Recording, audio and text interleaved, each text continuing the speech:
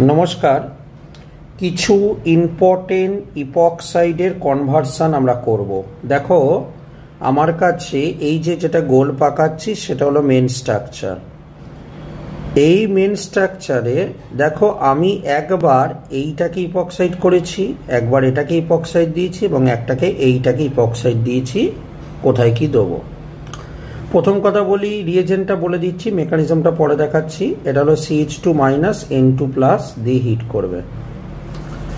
যখন এইখানে কোনো একটা ডবল বন্ডে ইপক্সাইড আনবে তখন লাগবে তোমার কাছে MCPBA এবং সলভেন্ট হিসাবে CH2Cl2। যদি ভুলে যাও সলভেন্টটা না লিখলেও হবে, কিন্তু MCPBAটা লিখতেই হবে।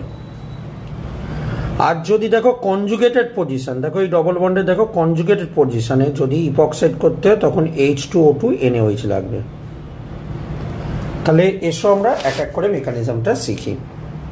ওকে, দেখো ফার্স্ট মেকানিজমটা আমরা আসছি। আমার কাছে এই যে ডবল বন্ড ছিল, এটা ছিল কম্পাউন্ড। আমি প্রথমে এইটাকে যদি আমি CH2 - N2+ দিই, কি ঘটবে? ঘটবে কি না, এই মাইনাসটা গিয়ে কার্বনে অ্যাটাক করবে, এই বন্ডটা খুলবে।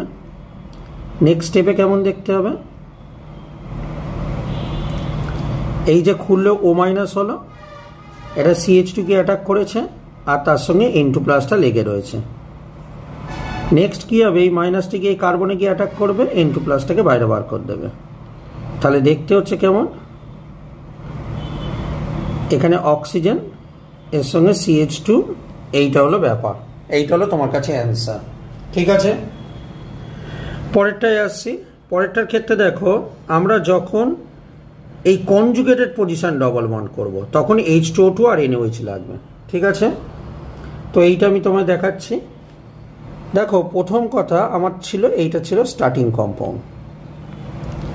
এবার দেখো আমরা যখন H2O2 আর NaOH নিয়েছি, এই NaOH এর Na+, এটা হলো OH-টা এই হাইড্রোজেনটাকে নেবে এবং HOO- তৈরি হবে। এবার এই মাইনাসটা গিয়ে অ্যাটাক করবে এই কার্বনে, এই বন্ডটা এখানে আসবে, এই বন্ডটা উপরে উঠবে। ওকে, তো স্ট্রাকচারটা কেমন হচ্ছে, এখানে বন্ড, এই বন্ডটা উপরে উঠেছে O-, আর অক্সিজেন গিয়ে এখানে অ্যাটাক করেছে OH।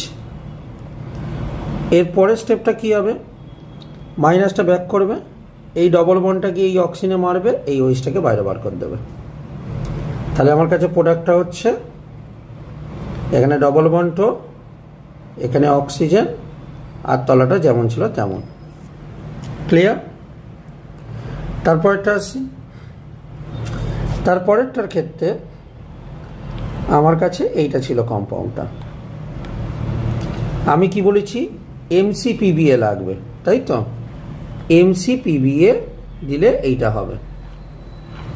তাহলে MCPBA দিলে কি করে করব না, মেটাক্লোরোপারবেনজিক অ্যাসিড। তাহলে মেটা পজিশনে ক্লোরিন থাকে আর পারবেনজিক অ্যাসিড।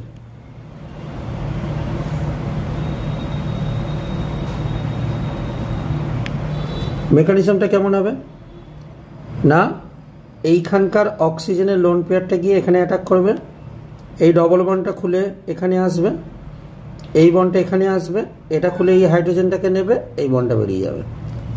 ক্লিয়ার? আরেকবার দেখে নাও ভিডিওটাকে ব্যাক করে, তাহলে বুঝতে পারবে। তাহলে এখানে একটা ইপক্সাইড তৈরি হলো। তাহলে মনে রাখতে হবে ইপক্সাইড কোন পজিশনে আছে তার উপর ডিপেন্ড করে আমি কিনা রিয়েজেন্টটা চুজ করব। কখনো রিয়েজেন্ট এটা হতে পারে, কখনো এটা হতে পারে, বা কখনো এইটা হতে পারে। তো আমি একটা প্রবলেম সেট নিলাম, এটা ভালো করে প্র্যাকটিস করো। কোথায় ইপক্সাইডটা তৈরি হয়, ইপক্সাইডের কোশ্চেন কিন্তু আমাদের প্রায় সময় পরীক্ষায় আসে। ধন্যবাদ।